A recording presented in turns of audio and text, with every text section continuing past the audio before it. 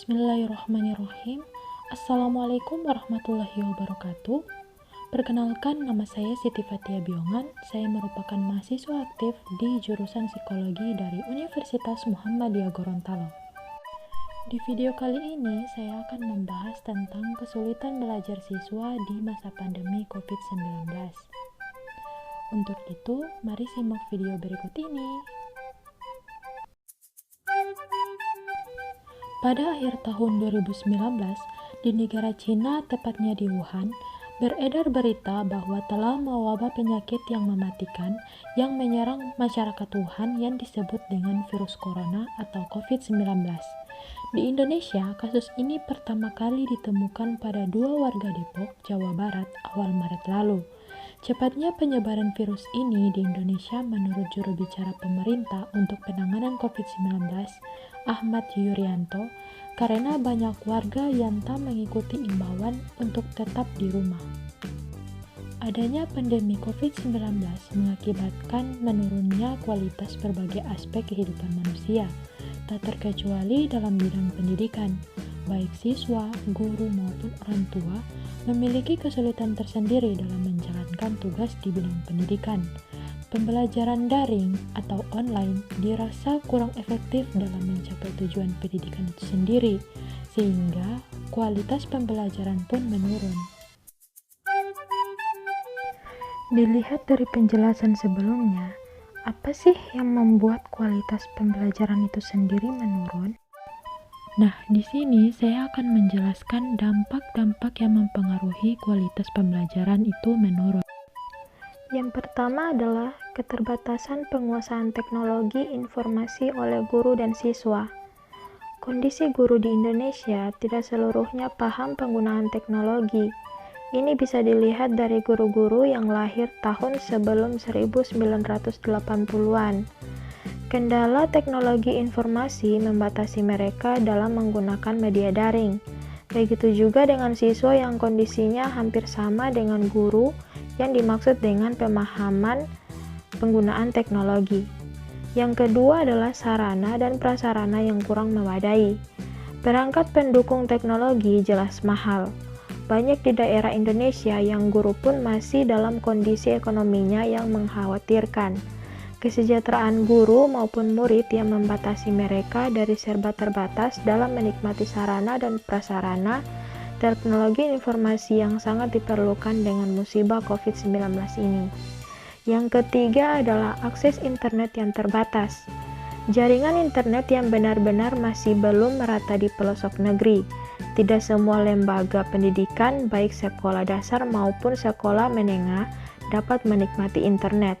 Jika ada pun jaringan internet kondisinya masih belum mampu mengcover media daring. Yang terakhir adalah kurang siapnya penyediaan anggaran. Biasanya biaya juga sesuatu yang menghambat karena aspek kesejahteraan guru dan murid masih jauh dari harapan. Ketika mereka menggunakan kuota internet untuk memenuhi kebutuhan media daring, maka jelas mereka tidak sanggup membayarnya. Ada dilema dalam pemanfaatan media daring. Ketika Menteri Pendidikan memberikan semangat produktivitas harus melaju, namun di sisi lain kecakapan dan kemampuan finansial guru dan siswa masih belum melaju ke arah yang sama. Lalu, apa yang dimaksud dengan kesulitan belajar? Kesulitan belajar adalah suatu kondisi atau tingkah laku yang mengalami hambatan dalam mencapai suatu perubahan, baik berbentuk sikap, pengetahuan, maupun keterampilan. Dengan kata lain, kondisi tertentu yang mengalami hambatan untuk mengadakan penguasaan tertentu dalam batas-batas potensi yang dimiliki. Pada masa pandemi seperti sekarang ini, ada beberapa kesulitan pembelajaran yang dialami oleh siswa, yaitu yang pertama adalah akses internet, yang kedua adalah sulit memahami materi, yang ketiga adalah rasa malas dan sulit berkonsentrasi, dan masih banyak lagi masalah-masalah lainnya.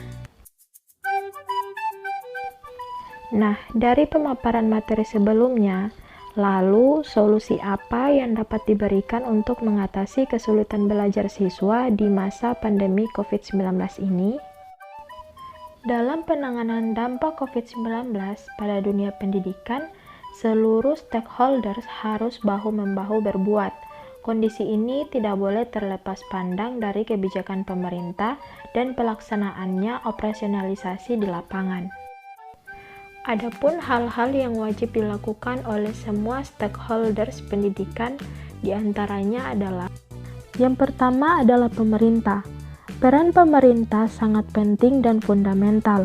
Alokasi anggaran yang sudah diputuskan oleh Instruksi Presiden Nomor 4 Tahun 2020 tentang refocusing kegiatan, relokasi anggaran, serta pengadaan barang dan jasa dalam rangka percepatan penanganan COVID-19 harus segera dilaksanakan. Yang kedua adalah orang tua. Orang tua sebagai pendidik utama di rumah tangga harus menjalankan fungsinya. Meskipun demikian, tetap saja bantuan guru di sekolah perlu hadir door-to-door di semua peserta didik. Ini harus membuka cakrawala dan tanggung jawab orang tua bahwa pendidikan anaknya harus dikembalikan pada effort orang tua dalam mendidik mental, sikap, dan pengetahuan anak-anaknya. Yang ketiga adalah guru. Langkah pembelajaran daring harus seefektif mungkin. Guru bukan membebani murid dalam tugas-tugas yang dihantarkan dalam belajar di rumah. Jika perlu, guru hadir secara gagasan dalam door-to-door peserta didik. Yang keempat, sekolah. Sekolah sebagai lembaga penyelenggara pendidikan harus bersiaga memfasilitasi perubahan apapun menyangkut pendidikan siswanya. Pendidikan tingkah laku harus menjadi pijakan kuat di tengah perkembangan teknologi dan arus percepatan informasi. Program-program pendidikan yang dilakukan sekolah harus benar-benar disampaikan kepada murid. Terlebih dengan media daring, tetap saja pihak sekolah harus benar-benar memperhatikan etika sebagai lembaga pendidikan.